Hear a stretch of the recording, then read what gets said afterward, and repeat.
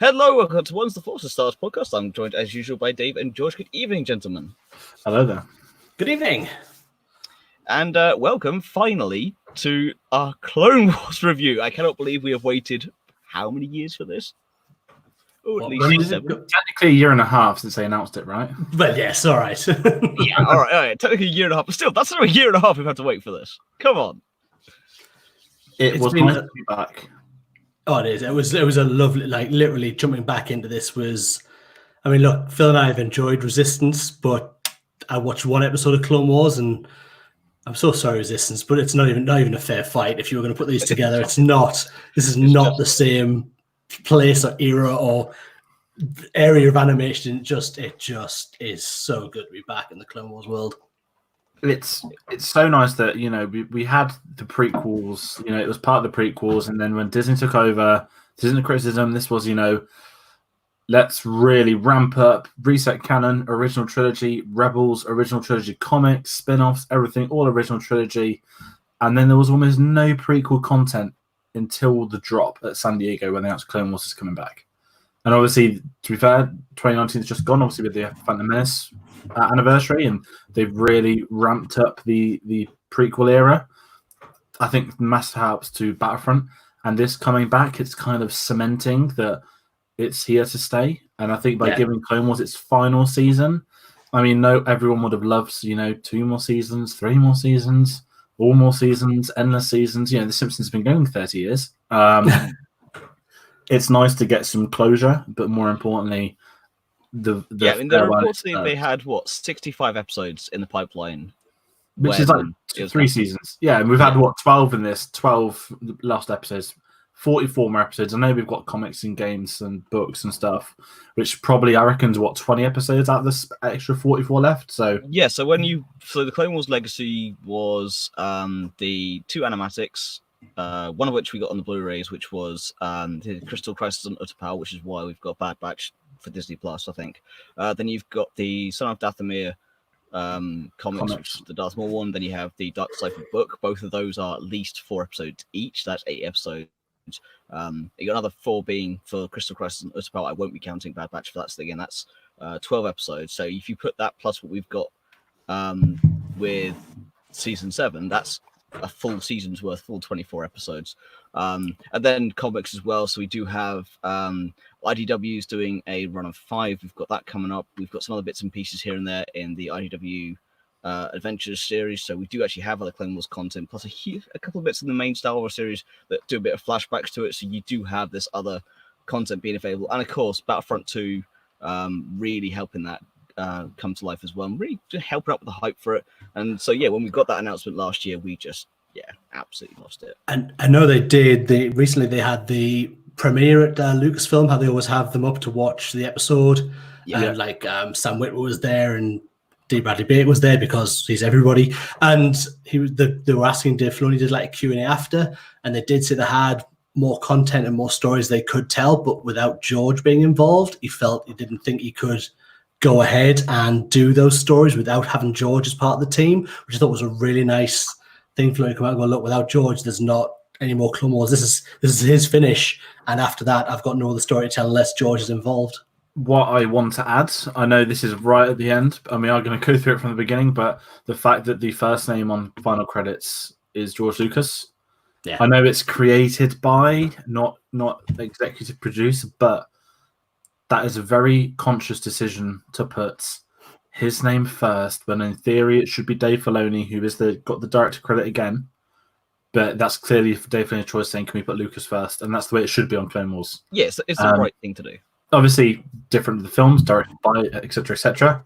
But that was a really nice touch when they credits it. Because I think we all discussed, didn't we, that do we think they're going to credit him? Do we think they will? And, episode 1, slap bang, done. Do it the next right out the gate. I'd be very happy. Yeah. Yeah, that's one of the first things you actually said after you'd watched the episode, you put in our chat after our flights back was, absolute class, to put it right there. I was going to agree, it is a class move, but it is the right move. George, this is one thing that he and Filoni did together. Of course, it was Filoni's introduction into the Star Wars world before he went on to do Rebels and Resistance, of course, bringing the Clone Wars back and whatever projects he has coming down the timeline. Then, of course, going into the live action as well with the Mandalorian. So it was his stepping stone into being. And even better, there's no Resistance season 3. Phil and I will talk about that at some point, probably in the next week or two, because we're going to catch that up. And we will actually talk. I think the ending is something to be talked about and discussed. I think because I don't know how Phil feels about it, but we will talk about that on a show coming soon, because I certainly have some feelings on it. Yeah, we will get back to Resistance. We will get that finished. So of course during our winter break and the family events got in the way, so that's life as it is. However, the Clone Wars was one of the things where, as soon as it was announced, we knew no matter what, come hell or high water, we were going to do the review. Both George and I are currently set with other things muted because this is important to us. This has to be done. And it's Dave's birthday. And it is Dave's birthday. Video. Huzzah! I tried. We didn't make him do it. There was a message. Are you sure you want to do it? It's your birthday. We didn't make him do it. It's choice. It's fine. No, this is my choice to be here. Talk about Star Wars on my birthday, and that sounds perfect. Absolutely perfect. Threats of singing Happy Birthday were mentioned. No, don't worry. Had that enough. So I mean, let's get on to the Bad Batch. Indeed. So of course, this is the first episode back for the Clone Wars. Now, the Bad Batch is an animatic series. I accidentally looked up a spoiler for George. I forgot he hadn't seen the animatic. So for those of you out there who haven't seen the full animatic, we're going to try and keep this as spoiler free as possible for the next 3 episodes. So again, my apologies to George on that one, but it was a minor thing in a way. We're in a unique position. I've seen it quite a few times. Dave has seen it, but again, has forgotten quite a bit about it. And George has never seen the animatics. So if you haven't seen the animatics, just be warned. Won't be doing spoilers, but if there's something you're not comfortable with, kind of just bear with us on this one. For those of you who have seen the animatic, you know what we're about to talk about. However, nonetheless, let's just crack into the Clone Wars.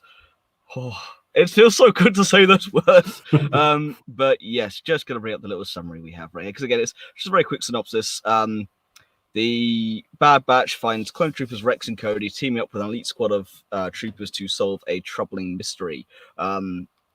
The whole arc itself, we won't cover here, but so the first episode is Cody and Rex going, we've got a problem.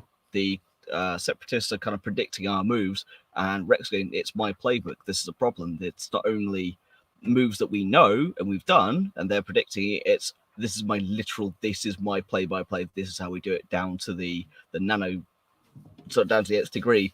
So of course they bring in Clone Force 99. Of course, Rex having served with 99 from the on the Battle of Camino. Of course, everyone knows about 99 and what he did for the clones and how he kind of indentured himself to them. It's kind of cool to see that being brought into it. You have the Bad Batch themselves, so you have Hunter, Tech, Crosshair, Wrecker. Again, the Bad Batch are just badass. They just look cool. They are defective clones with desirable traits. Again, that's why they've been called Clone Force 99.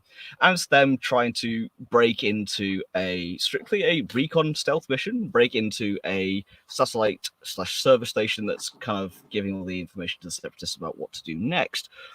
Guys, I'll go straight to George on this one. Actually, since you're the one who hasn't seen anything, this is your first time watching the Bad Batch. What was your initial thoughts on this episode? Well, I knew of them. Obviously, I think was it Celebration 2015 when it was like the pre-rendered. They'd released it online. They released it to people there, and I remember sitting on my high horse saying, the snob I am, it's not fully animated. I will not be watching it. I'm not the biggest fan of animation as a genre. It's personal preference. Nothing sort of against anything. Obviously, I do get the exceptions like Clone Wars, but I didn't want to watch it because I was also in denial that it wasn't coming back. So I guess. Down the line, here I am. I didn't mind it. It's really hard when you've binge watched 121 episodes of Clone Wars, and obviously in the past when I've done it before, I had 5 seasons to binge. Even before that, the first ever time, I had 3 seasons to binge. Watching it weekly is tough, and this isn't a criticism. That's all. This is a compliment because it makes you wanting more. But when it's a 4-episode arc and you're watching 20 minutes and you're a quarter of the way through, it's really hard to get a fair opinion of it. I liked what I saw. The Bad Batch themselves, I liked the concept. We had obviously the character 99 back in the day in season 3. I'm not as big a fan as many other people are, but I loved the idea of this clone that didn't come out right. The cells were chipped or something like that. And, why not take that idea and put together basically Suicide Squad, but as clones. Yeah. And such a simple idea is so wonderful. It gives them so many options to play with. And luckily, there's not too many. There are 4 of them. It would have been easy to have done 8, 10, 12, or this, the Bad Army, or, But these individual group worked fine. I was a bit skeptical when I first saw them all being released. Not the hype on it, but sometimes you can set unrealistic expectations. Yeah. I kept them very grounded, and for 20 minutes, I really liked what I saw from it.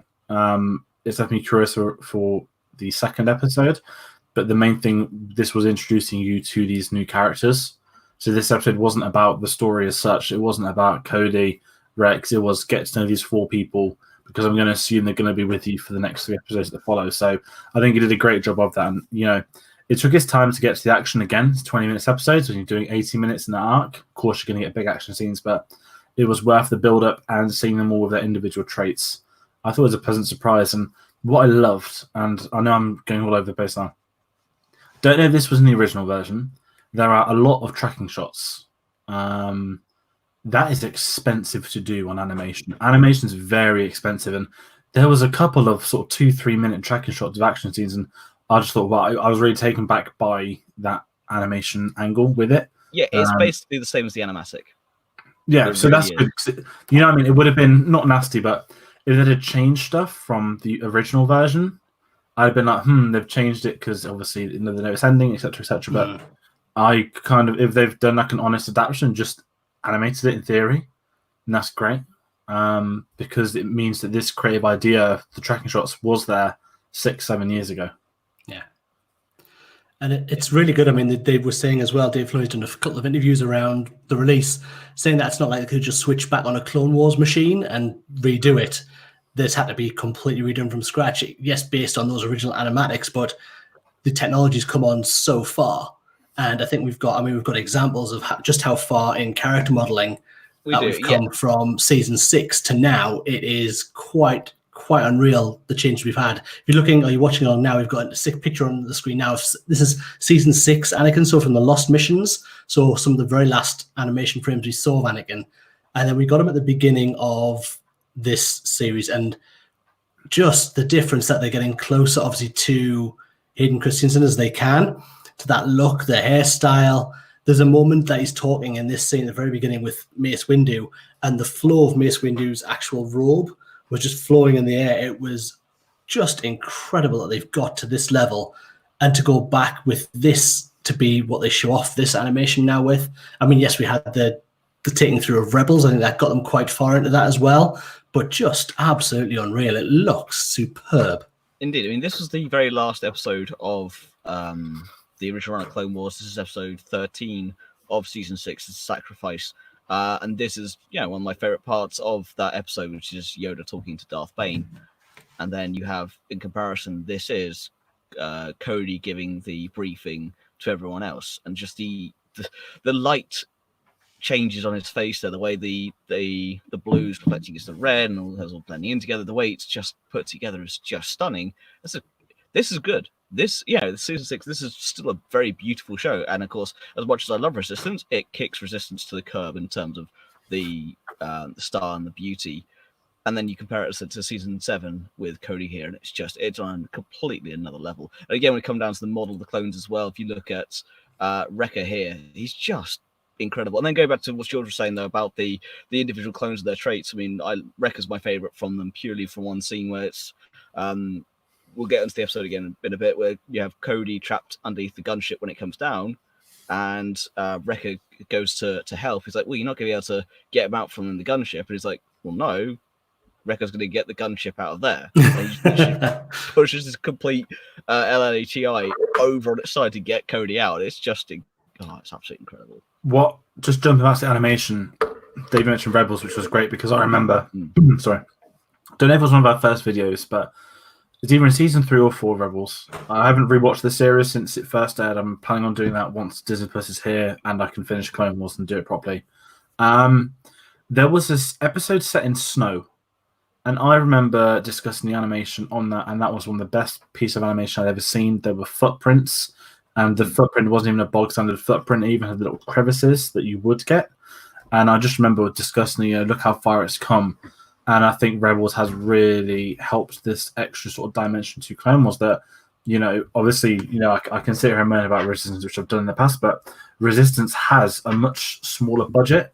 So I've always understood why Resistance is in the animation style it is, the sort of kind of anime type thing. Whereas Rebels didn't have the budget. I mean, Clone Wars at the time was the most expensive animated show ever. Yeah. And, it hasn't aged badly for 12 years. You can look at some animations from 12 years ago and they are awful. But Clone Wars hasn't aged well. And sorry, it has aged well, but getting these additional episodes, it just means that technology is here. The technology becomes cheaper to use and they can just further implement it, which they are doing. So you mentioned the cape blowing in the wind, just the planet itself, just looking into like the abyss of the endless sort of trees and whatnot. It's little things like that that go a long way. Well, what I was saying to Dave before you just came on air, George, to say, imagine if they did the Umbaran arc now with this technology. It would just be the most beautiful thing ever. And it gives me so much hope for the Siege of Mandalore. That's going to be something on another scale we've never seen before. Definitely. Yeah, very much looking forward to that. I mean, when I first watched the episode, I have seen the animatics. I said that earlier in the show. And I make no bones about it. When I did my Clone Wars rewatch, I didn't get a chance to do it the full one, unfortunately, before the show started due to other reasons. But when I did my rewatch of the Clone Wars, I rewatched. This is when I was just about to read Dark Disciple. I rewatched every single episode, and I did watch the animatics. Then I think I've seen them about 3 times now. When I put the Clone Wars away, when I put it back on the shelf, when I put the book down. Of course, when we started our show, we were going through Rebels and stuff. I've done a rewatch since then, but we're going through Rebels, we're going through Resistance. What I forgot was the impact of that music when it first hit you. As I said to you guys in our chat, and I sent it to my friend Robin as well, when I watched the episode, when that music hit, when the intro started, just a complete chill went down my spine just because of it, readying myself what was to come. And of course, when you have the opening, we haven't got any screenshots of it here, and I actually regret that. I really wanted to go into this. The opening shot of this is kind of the same kind of thing where you have that opening shot from episode 3 of the Battle over Coruscant, in terms of it's a sky battle, of course, with a lot of gunships and a lot of the troopers, the Arc 170s, Vulture droids and things like that. That shot is just stunning. And I forgot, when you watch it for the first time in the animatic, you just go, I wonder what this would be like finished. To then now see it finished is just, it took my breath away. And of course, then I just got ingratiated in the episode. Looking back at it, I mean, for example, I have this screenshot from the last, I think this was on season 6 as well. This, for the time, was incredible. Looking back at it now, it still looks good. If you put that on TV today, you would not complain. That would be still a highly produced show. You would still think highly of it. But again, comparing it to the clone model from those troopers there to Cody here is just on another level. But guys, when you first watched this, when you put it on, when that Clone Wars music hit, I know, Dave, you haven't seen it in a while, but George, that comparison for you, was it that same just level of excitement down your spine? No. It was nice to hear it. I was more excited about watching a new Clone Wars episode that I didn't know what was going to happen. That was what I think. It was sat there thinking, this is new. I think in regards to reactions with Star Wars, I think the best reaction I've ever had with Star Wars was the start of episode 7. That I'm sitting there at the cinema, as we all probably did. Obviously, we didn't know each other when episode 7 came out, but I'm sitting there like, oh my God, like, it is here. And I've never hid from the fact that I cried during the current episode 7. I was overcome with the fact that Star Wars was here. Like, I wasn't making this up. Like, I was physically watching a new Star Wars film. It was a new experience. And then I like to cut to Mandalorian, where I remember sat there on my lunch break that day. And I just sat there on the sofa and I was like, whoa, I was like, new Star Wars in my pajamas in my lounge. And it was a very bizarre experience. I was like, we really have come on so far from cinema midnight to pajamas. And Clone Wars was different because you knew it was coming back, because we've already had so many episodes. I don't think it's going to hit me now. I think it's going to hit me when we get nearer and nearer and on level, and if we surpass episode 3. I think that's when it's really going to... When that moment happens, you speak about Avengers Endgame for the portal scene and all that stuff, but when this overlaps with the film, that is when I am going to, I think, get really attached to it. That's when I'm going to not pique my interest because I'm very interested, but I think they're the episodes which are going to be like, oh my God. They've just, I mean, we don't know what's going to happen, right? But if the 5 are first, we've got to get withdrawn to Coruscant, I'm going to be like, they're about to march on the Jedi Temple. It's kind of the reverse of what I've had with 7, 8, and 9. Obviously, at the end of episode 9, it was a very different experience. We were there together, which was great. I never imagined myself getting up and shouting a swear word loudly as I lifted from the seat. It's not how I thought Star Wars end. I very much doubt I'm going to have that opinion of Clone Wars. Yeah, indeed. Dave, what about you? I mean, I was blown away by like you said, the opening scene where you saw the battle, which for a second I was like, oh, are we above Coruscant? It was kind of it looked that close to episode 3. You kind of made you wonder, like, if they had done episode 3 now and the technology that has come that far forward, where this animated show is almost on par with what they had in the movie. Like, God, I wish they could take this animation and do Attack of the Clones again. Because you know what? That scanning shot of the clones where they're looking over them before they get aboard the ships for the first time, like it looks horrible these days. I'd love them to be able to go back and replace with this level of animation. But yeah, the music coming back, it's nice to get the same score coming through, and obviously you get the parable of what the tale is about at the start again. It's just so nice to have it back. I was ready for Clone Wars. We all know we had a bit of a dip after the Last Jedi. That was a bit of a dip, but then after the Rise of Skywalker, there was very much a lull and kind of like, oh, really? This is what we're going through.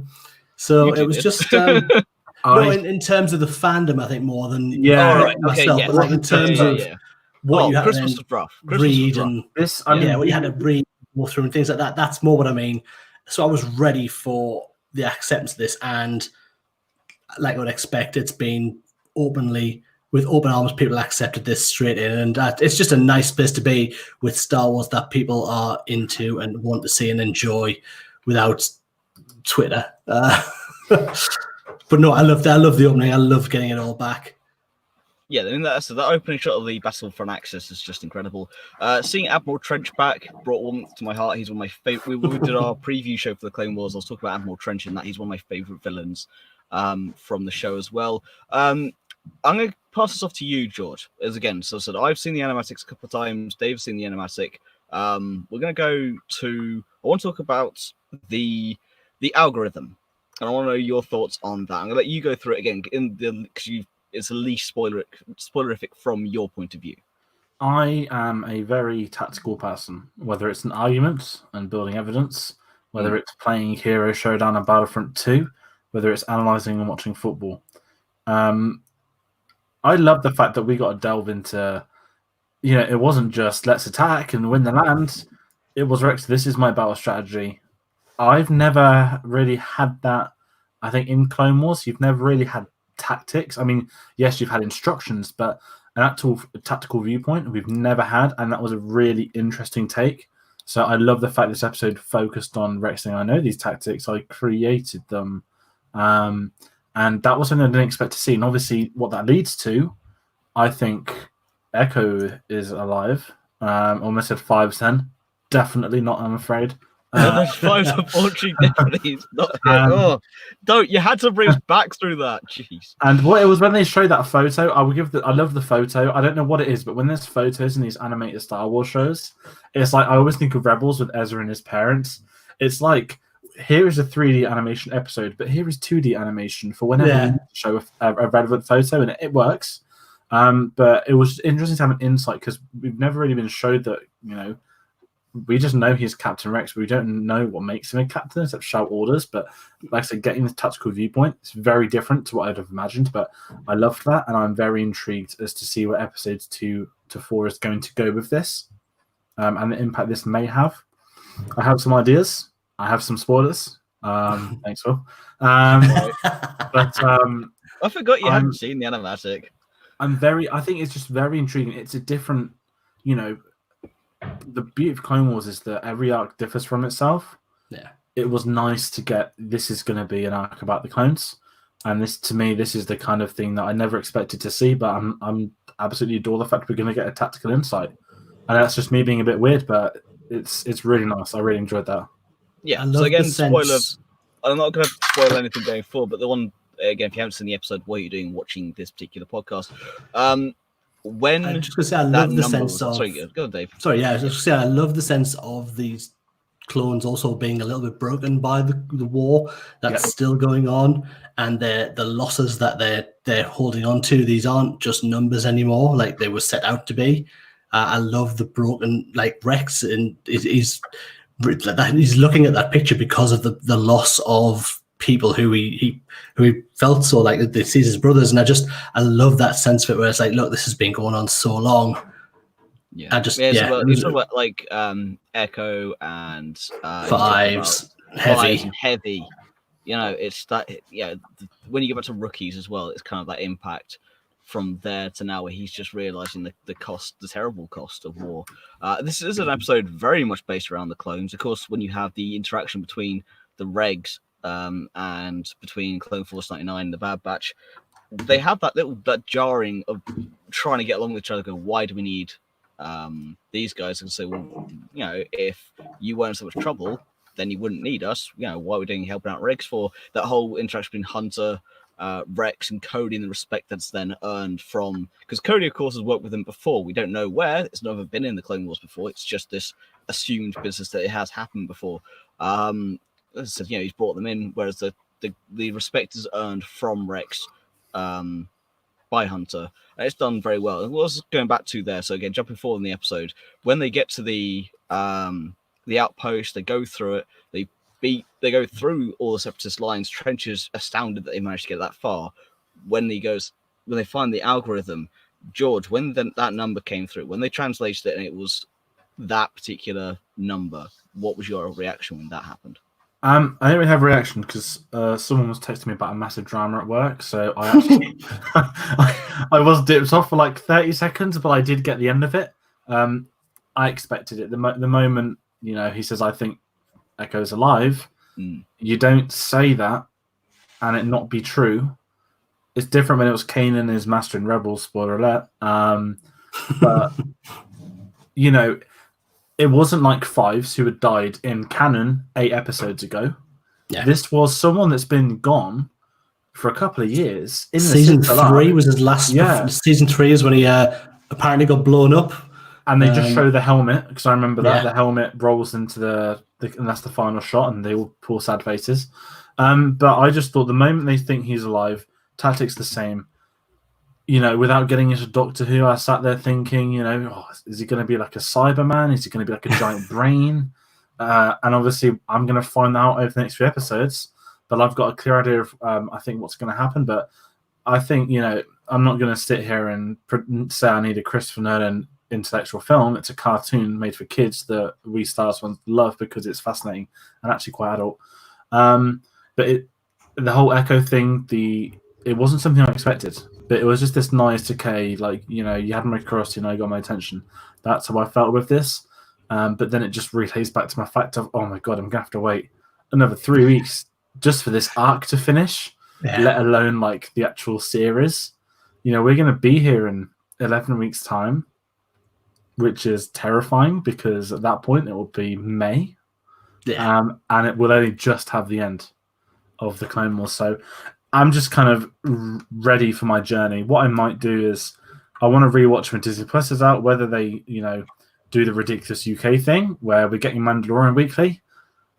Are they going to do Clone Wars weekly? Are they even going to put it on launch? That's my actual worry now, is that they might wait till Mandalorian's done to start broadcasting Clone Wars.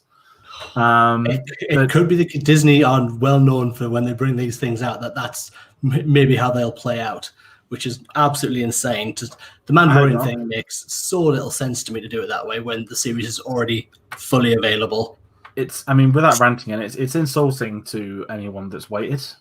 There's 3 people that were really proud of themselves and said, piracy won't get the better of me.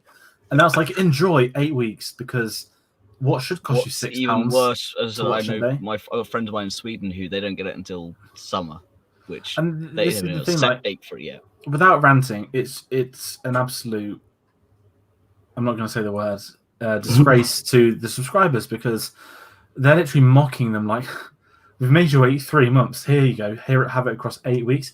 It's not even a have it all on release. We've made you wait 3 months. It's no. Like, you're going to subscribe to watch it weekly. You know, considering Baby Yoda merchandise was all over New York Toy Fair this weekend. Yeah. What surprise is left for them? Nothing. Yeah, exactly. It's costing us a fortune in flights as well. They don't even Yeah. thought about the actual cost. For a 20-minute. I mean, what I may end up doing is when it does launch in England, I may switch my PlayStation settings to Netherlands, which does work to get Disney Plus. As my UK account will already be created, they would generally think I'm in Netherlands for the weekend. So I'm going to give that a go. I know this is not to do with the Clone Wars, but any of the UK listeners out there, got a PS4, don't know how it works on Xbox, but just switch the country you're in, and PSN will basically do its own little private server, and you can do Disney Plus Netherlands, which has everything weekly and legally, because that was the country that aired with America. Why? No one knows. But I mean, if we are going to take back the claws, especially what you were just on about, I watched the animatic a long time ago when it first aired, but I've never gone back to it since watching it only the once in animatic form, because who needs to do after that? It's tough to watch the animatic. It's quite hard with the voices.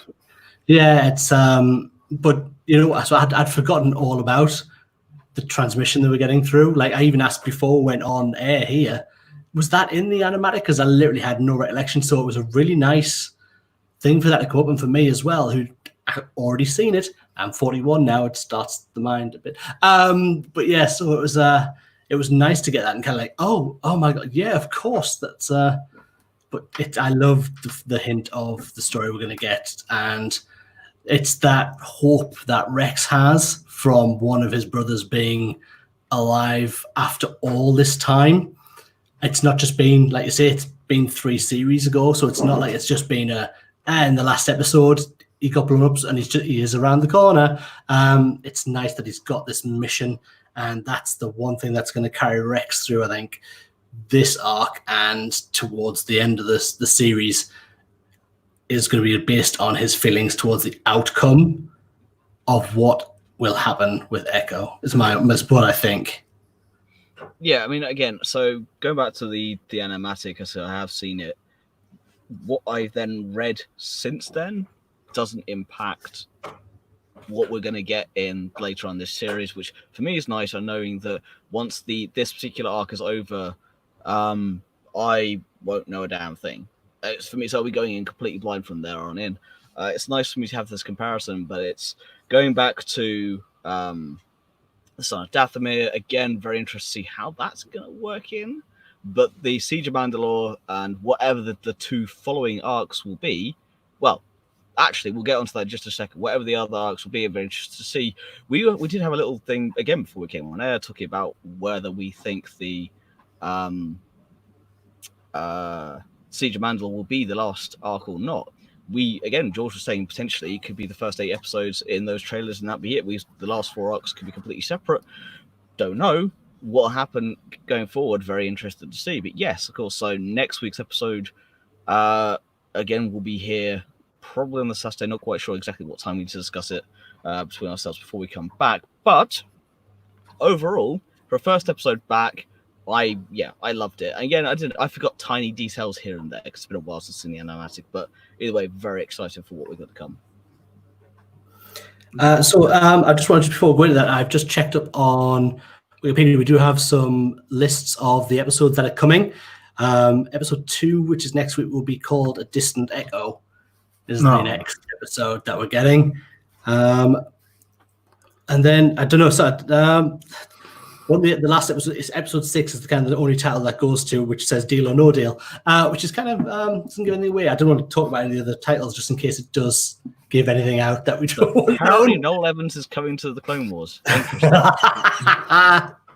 was Darth Sidious the whole time. Just Mr. Blobby is going to turn up. Finish the Clone Wars. Your Snoke theory is invalid. This works better. Mr. Blobby does look a bit like Snoke. Snoke is Mr. Blobby. Excellent. Oh, But no, I've just been over the moon with everything that I've seen. I've watched the episode twice. I enjoyed it on both occasions. I think it's lovely having Clone Wars back, and I'm going to be devastated come May when we are actually officially, this is it, this is the actual end. There is no more. You can watch it as a whole, but that's all you're getting, unless somehow Lucasfilm hire George back. And I can't see that happening. I don't think you would, but I'm devastated that that's going to end, but I can't wait till next weekend rolls around where we've got another episode to watch. I'm really excited for what's coming. I can't wait when it's done to sit down and one bank holiday weekend. Well, I know it'd be a week, wouldn't you? Need a week You're off. wishing it all away too quickly, George. I'm just excited to be like, I can watch episodes 1, 2, Clone Wars 3, Rebels 4. Well, no, I've already forgot the spin-offs. I'm just excited for it to be not to be over, but to have that binge, to have these connections. Episode 3, I've said this before. Episode 3 to me is one of my favorite Star Wars films. I love 10 of them. That's a very special place in my heart. I was 9 years old. Some of my fondest Star Wars memories come from Revenge of the Sith, more so than 1 or 2, because I obviously remember 3 a lot more. I even found an old, but I was going through stuff in the office the other day and found a birthday card from 2005, and it was the Revenge of the Sith logo. Do you remember the cartoon Vader with the fire? And I'm going to keep this one, Mum and Dad. Bin most of the others, but this one I shall keep. I think it's going to get really nostalgic. Ironically, it's right. new. My family screwed up this year. They got one with Phasma on it. I'm like, oh, you hate me, guys. You hate me. That's so funny. It's going to be an exciting few weeks, and it's just a shame they're 20-minute episodes and it's once a week. I do think I understand why. I just wish for Clone Wars that, because their arcs could have done 2 episodes a week, 1 arc a week, but 11 episodes. It's really? the business point of view from doing it that way, which is because they can then milk it for an extra 12 weeks when it gets launched in England in bloody 2022. But no, that's all I have to say. I'm looking forward to next week. Again, it's hard to discuss it when you're essentially a core of the story. So I think we will have. I think when we get to the episode where we speak about the 4th episode in this arc, we'll be able to have a much more in-depth discussion about what happened. Yeah, once the arc's finished, it'll be a much easier way to tell the whole story. Definitely. Indeed. But again, I think that's about it for this particular show. Again, like our Resistance show, we won't be going on too long with these because it is a 20-minute episode. You can only talk about it for so long. But yes, very excited to have it back. Very much looking forward to next week. And I think that's about it. Guys, any other closing thoughts, or are we all good? No, all good. But again, just thank you anybody who's joined us, who's watched along, and for joining us on the audio if you're listening later. Thank you. Indeed. So, without further ado, thank you so much for watching. Don't forget to like, share, and subscribe. You can find us on Instagram, Facebook, and Twitter at Once the Force Stars Podcast, at the Force Podcast. You can find the video for this later on our Facebook and YouTube pages, and of course, the audio will be available on Podbean, Stitcher, Spotify, and iTunes. Until next time, we're Once the Force. May the Force be with you. Good night.